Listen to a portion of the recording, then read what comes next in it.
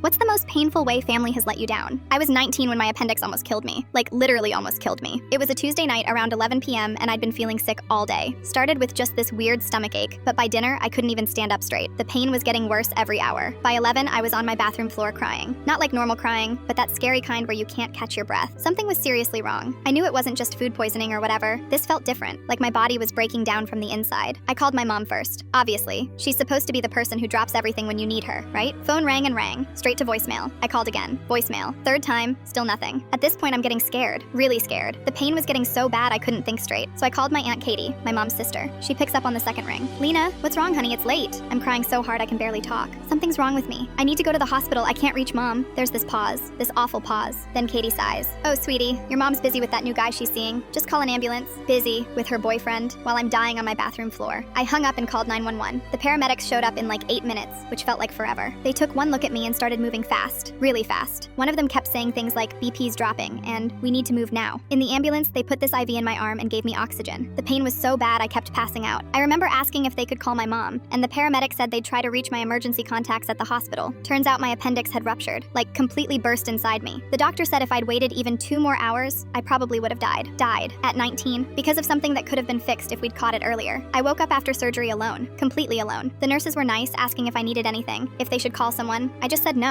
What was the point? For 3 days, nobody came. No texts asking if I was okay, no flowers, no calls. The nurses kept giving me these looks like they felt sorry for me. One of them, this older lady named Helen, even brought me extra pudding cups because she said I looked too skinny. On day 4, my mom finally shows up, not rushing in worried sick, not crying or hugging me. She walks in casual, scrolling through her phone, and sits down like she's visiting someone with a cold. Hey baby, you look better. See? I told you it wasn't that serious. I just stared at her. She wasn't even looking at me. The doctor said you're fine now, right? These things happen. Your Aunt Katie made it sound like you were dying or something. She's so dramatic. That's when I lost it. I almost did die. My appendix burst. They said if I'd waited any longer. She finally looked up from her phone. But you didn't. You're fine. Stop being so dramatic. She stayed for maybe 20 minutes. Spent most of it complaining about hospital parking fees and how her new boyfriend Jake was taking her to some fancy restaurant that weekend. She left saying she'd check on me later. She never came back. When I got discharged, Helen the nurse offered to call me a ride. I said I'd figure it out. Took an Uber home to my empty dorm room. My roommate was gone for the weekend. 2 months later, my cousin Dylan let something slip during Thanksgiving dinner. He mentioned how his mom, my Aunt Rachel, had called around looking for my mom during my surgery. Turns out she wasn't even in town. She'd gone on some weekend trip to Vegas with Jake. Hadn't even been answering her phone because she was trying to disconnect. While I was getting cut open to save my life, she was playing slots in Vegas. That was it for me. I moved out of the dorms that December, got my own place with student loans, and blocked her number. Changed my emergency contacts to Helen the nurse because a stranger cared more about me than my own mother. Haven't spoken to her since. Best decision I ever made.